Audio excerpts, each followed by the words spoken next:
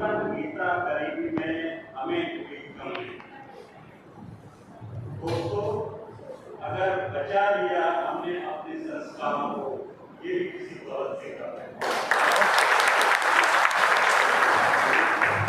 आज यहाँ उपस्थित होने हमारे सभी अधिकारीगण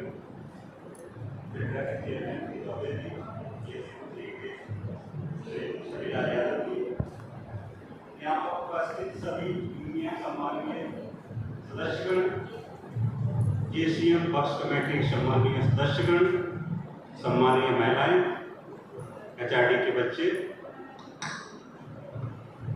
और स्पेशली इस ऑर्गेनाइजिंग कमेटी के सभी सम्मानीय सदस्य। सर्वप्रथम आप सभी को विश्व आदिवासी दिवस की बहुत ढेर सारी शुभकामनाएं।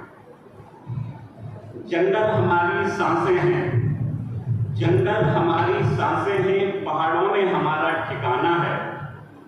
जंगल हमारी सांसों हैं, पहाड़ों में हमारा ठिकाना है। आदिकाल से ही हमने धरती को अपनी माता माना है। इस तरह से ये समुदाय, हमने बहुत सारे साथियों ने इस समुदाय के बारे में बताया। ये पावन पर्व मनाने के लिए पता नहीं कितने ग्रंथकारियों, सुप्तशानियों, महापुरुषों ने अपनी कुर्बानी दी है। दोस्तों, ये कार्यक्रम क्यों मनाया जाता है, कब से मनाया जाता है, मैं इस पर डिटेल में न जाते हुए मैं सिर्फ ये कहना चाह रहा हूँ कि उन लोगों ने कितनी कुर्बानी दी होगी, उस कुर्बानी को याद करने का एक दिन है और प्रण लेने का दिन है कि उनकी कुर्बानी को हम बेकार कभी जाने नहीं। दोस्तों, महान अर्थशास्त्री और दार्शनिक चाणक्य ने एक शब्द कहा था कि यदि किसी समुदाय पर, किसी राज्य पर, किसी राष्ट्र पर अगर आपको कब्जा करना है तो पहले, सबसे पहले उसकी संस्कृति को बिखेर दो। दोस्तों, ये बात है बक्सर के युद्ध के बाद। उस समय जो बंगाल था, जो कि आज का बिहार, झारखंड, पश्चिम बंगाल, बांग्लादेश, उड़ीसा, ये सारे प्रांतों को मिला के जो बंगाल हुआ करता था, उस पर अंग्रेजों ने जब विजय पाई, उसके बाद उन्होंने जो देखा कि सबसे बड़ी जो संस्कृति है यहाँ पर, जल जमीन, जंगल, जिस पर कि हमको कब्जा करना है अपने हित के लिए, अपने फायदे के लिए।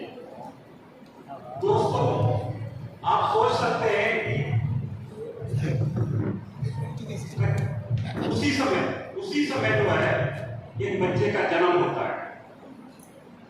हम जनरली कहते हैं कि बच्चा चौथी क्लास, छठवीं क्लास में जाता है तो बातें करता है कि हमारा पैर इतना भारी है, हमको वहां तक पैदल जाना पड़ता है या हमें लेट हो जाते हैं आते।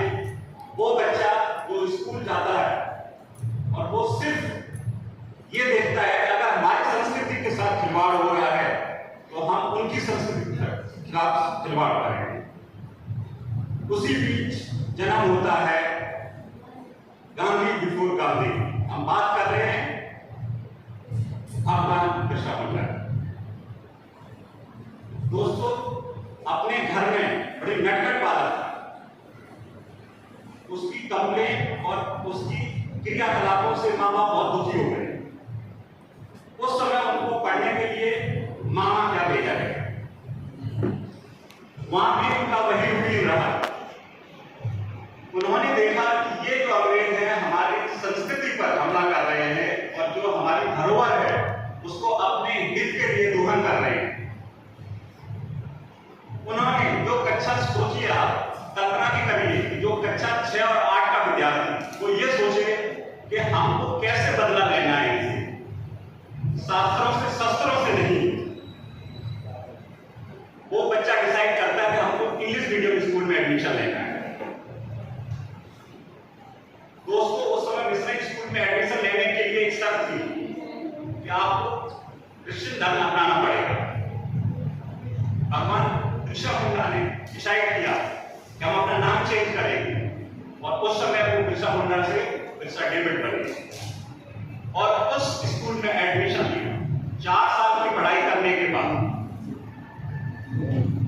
कोई बता सकता है उन्होंने एडमिशन क्यों लिया था उस स्कूल में?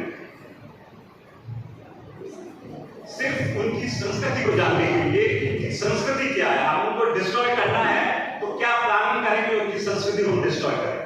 सोचिए, जब आप लोग उस बालक से उम्मीद करते हैं कि अपना बस आने की स्कूल पहुंच जाए, बहुत है, वो बालक ये प्लानिंग कर रहा है कि हमको इनकी संस्कृति को नष्ट करना है। मैं नमन करता हूं ऐसे बालक को और भगवान श्री कृष्ण। तो ये जो पर्व हम लोग मना रहे हैं, ये पर्व हमको ऐसे नहीं मिला है, बहुत लोगों ने इसको बहुत कुर्बानियां दी।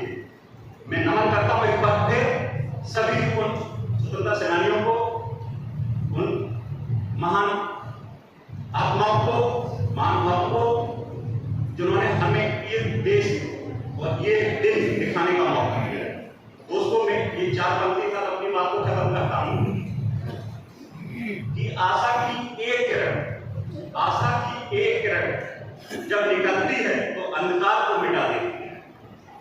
आशा की जब एक किरण निकलती है तो अंधकार को मिटा देती है। प्रचंड भाव से उठती एक आवाज मुर्दा इंसान को भी जगा देती है।